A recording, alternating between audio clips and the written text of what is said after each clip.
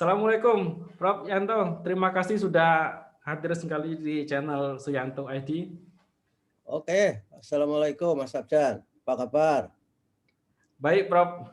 Terima kasih sudah menyapa kawan-kawan penonton Suyanto ID. Hari ini kita bicara tentang judul tulisan. Kita tahu Prof. Yanto adalah seorang guru besar yang tentu saja karya ilmiah, buku, dan sebagainya itu cukup banyak. Tapi selain itu, ternyata kami lihat Prof. Yanto juga aktif menulis artikel, artikel media massa, artikel di website, dan sebagainya. Dengar-dengar sekarang sampai 1.500-an ya Prof. ya?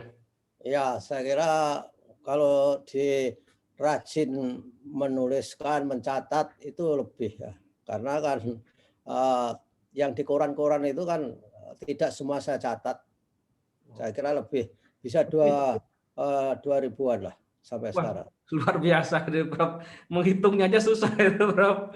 Begini Prof, saya lihat juga beberapa artikel Prof. Yanto itu terutama di web Suyanto ID itu termasuk salah satu artikel paling populer di sana, Prof.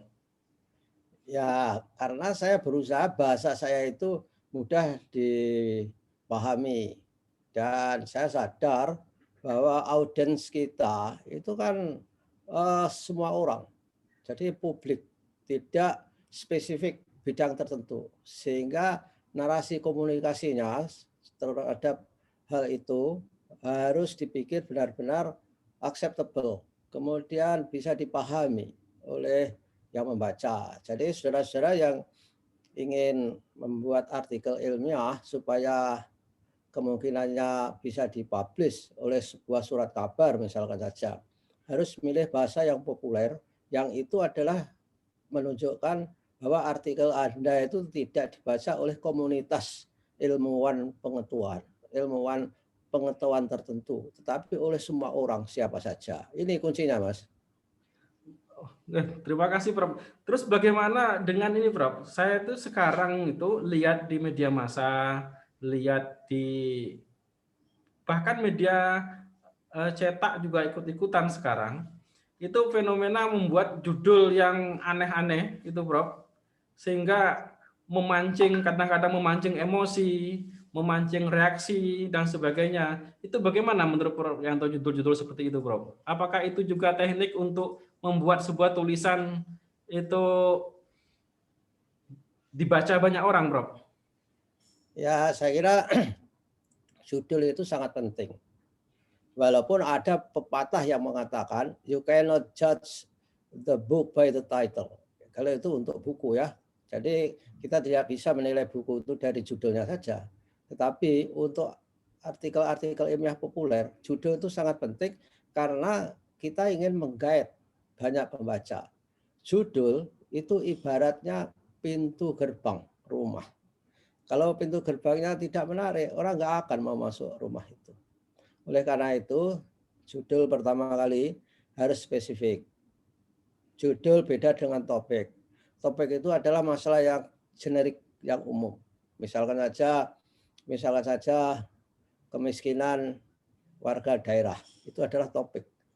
Kalau dibikin judul, itu harus spesifik. Faktor-faktor penyebab kemiskinan warga desa. Nah, itu adalah judul.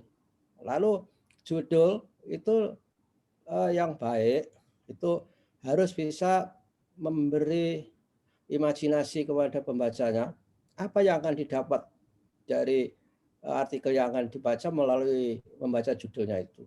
Yang kedua, judul itu harus menjelaskan bahwa yang disajikan oleh penulis itu bermanfaat. Ketiga, judul itu harus melibatkan emosi pembacanya. Bahwa emosi itu baik empati, kemudian bisa juga memancing kebencian misalkan saja, karena untuk menarik itu tadi. Judul yang memancing empati misalkan saja, judul-judul yang terkait misalnya topiknya bencana alam. Topik bencana alam gunung misalkan saja itu topik. Judulnya adalah misalnya betapa pedihnya para pengungsi bencana alam Merapi di pengungsian. Nah, itu kan memancing orang untuk empati, walaupun itu dalam bentuk pertanyaan.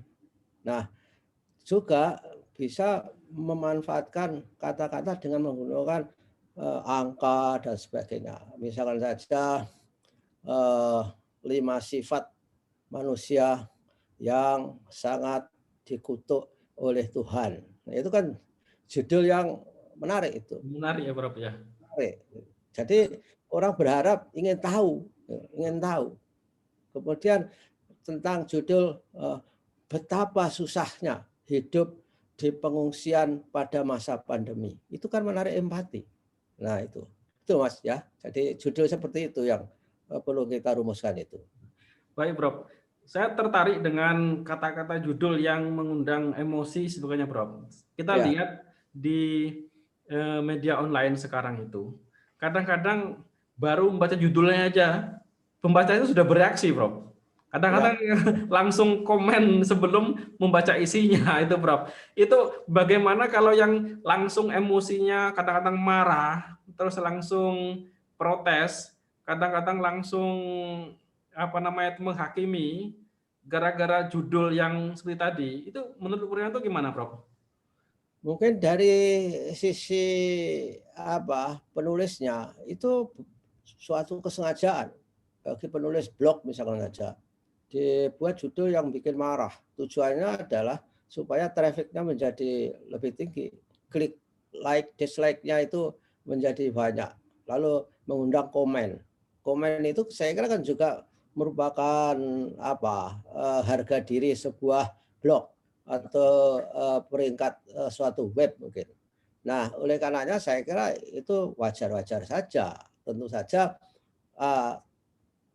netizen yang bijaksana ini tentu tidak boleh berkomentar sebelum membaca topik atau judul yang disajikan dan tulisan yang dinarasikan di dalam sebuah blog atau medsos saya kira. Itu Mas menurut saya.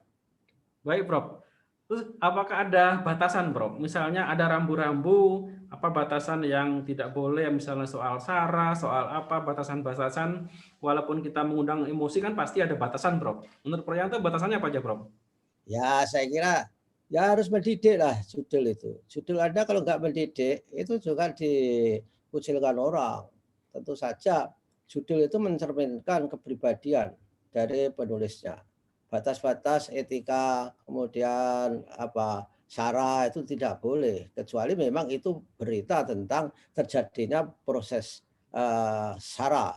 Itu boleh berita. Tapi kalau dengan sengaja itu menciptakan suatu judul yang SARA, itu tentu saja sangat tidak sesuai dengan semangat kita untuk menjadi suatu bangsa yang plural dari berbagai aspek kehidupan, baik etnis, agama, maupun budaya yang ada. Ini saya kira yang harus kita perhatikan.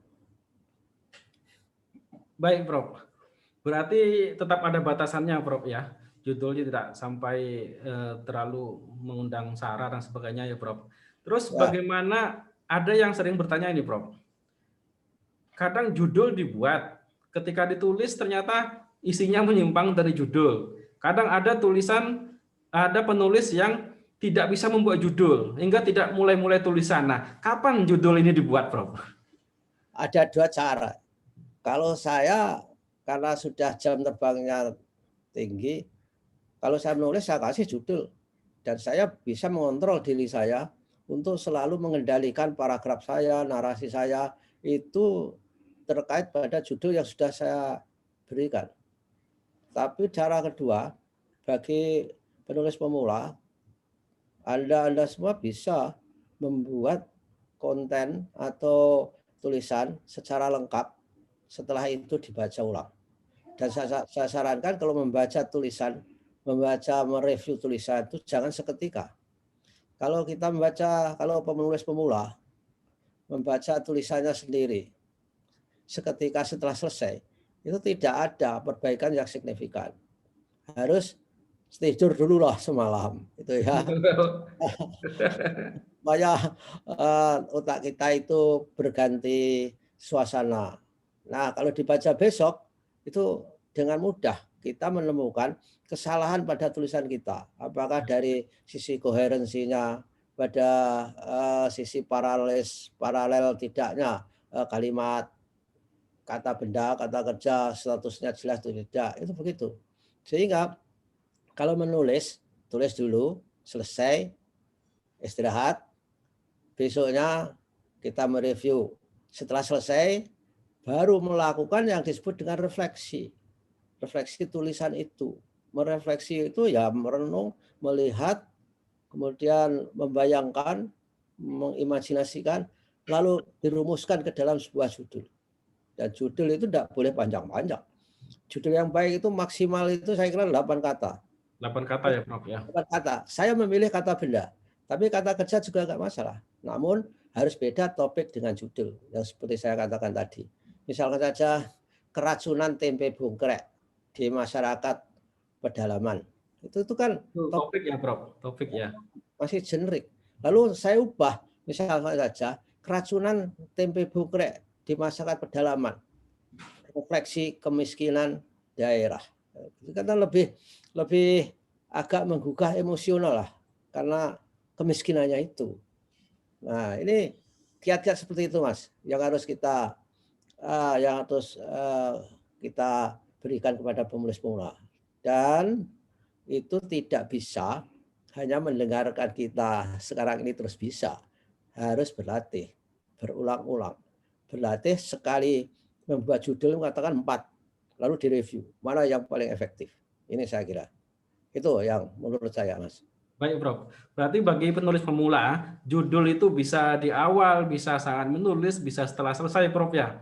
Tapi kalau jam terbangnya sudah tinggi, bisa langsung membuat judul di awal gitu, Prof ya. Nah, terus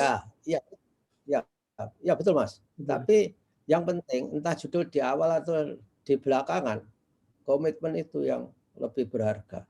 Menulis. Karena niat menulis itu tidak gampang untuk dilakukan, harus punya komitmen, punya resolusi bahwa dirinya harus menulis. Nah, kalau nggak bisa-bisa, ya nulis saja buku harian dari setiap hari itu ditulis seharian. Nanti kan bisa dilihat seharian itu.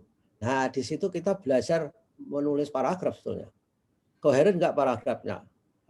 Kemudian dari sisi hierarkinya, bener nggak gitu. Misalnya tadi jam 7, 8, 9, 10, 12, dan sebagainya itu. Kalau nggak koheren kan ngomongnya lompat-lompat itu. Yang harusnya diomongkan jam 7. Jadi jam 12. Ya kan? Ya, terima kasih Pak. Sudah cukup banyak yang kita dapatkan hari ini soal judul. Mungkin kalau ada yang masih penasaran bisa langsung dikirim aja ke web Suyanto ID ya Prof ya. Nanti di sana bisa diperbaiki judulnya, disounding. Kadang-kadang judul yang dikirim dengan yang terbit itu bisa beda ya Prof ya. Makanya kita bekerja keras untuk mendiskusikan judul para penulis di web kita itu di Suyanto ID. Ya, terima kasih Prof. Menarik sekali. Terima kasih. Kawan sekalian, hari ini kita membahas tentang judul. Besok lain kali kita akan mengulas hal-hal lain yang mungkin tentang bagaimana menulis paragraf, bagaimana menentukan tema, bagaimana membuat simpulan dan sebagainya. Banyak sekali yang akan kita bicarakan di channel ini. Terima kasih Prof. Yanto telah berbagi ilmu kepada kawan-kawan sekalian. Semoga sehat selalu, produktif selalu, Prof. Amin. Terima kasih. Kita akhiri, Prof. Assalamualaikum warahmatullahi wabarakatuh. Waalaikumsalam warahmatullahi wabarakatuh.